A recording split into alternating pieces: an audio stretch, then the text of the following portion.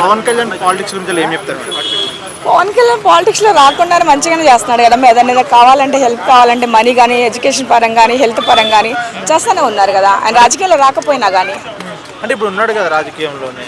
రాజకీయంలో అంటే తను సీఎం కాలేదు, ఏం కాలేదు కదా. ఎక్కడన్నా ఒక సీట్తో గెలిచారు, అది కూడా ఎక్కడుంది లేదు కదా ఇప్పుడు మరి కదా. ఇప్పుడు పొత్తుతో వెళ్ళడం ఎలా అనిపిస్తుంది మీకు?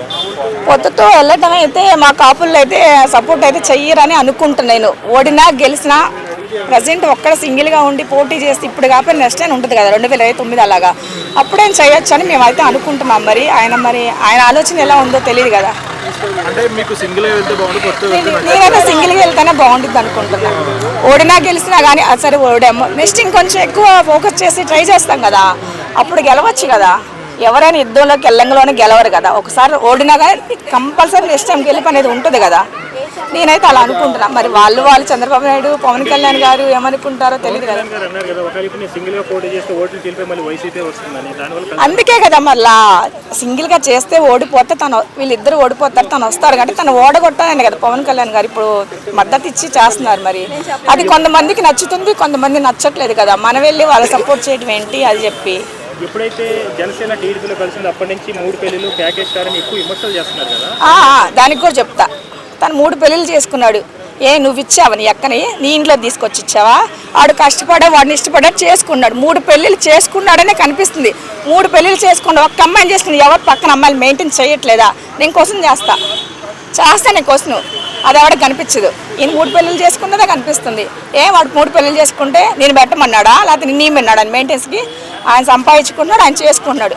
3 కాబట్టి 30 చేసుకుంటాడు. ఏంటి మీకు వచ్చిన నష్టం చెప్పండి బాబా. ఒక్క విషయంగా 10 మాట్లాడే నోరు ఎలా అయినా మాట్లాడుతుంది, దానికి ఏమో సమాధానం. ఒకరిని ఎదుటి క్వశ్చన్ చేసేటప్పుడు మనం ఆలోచించాలా.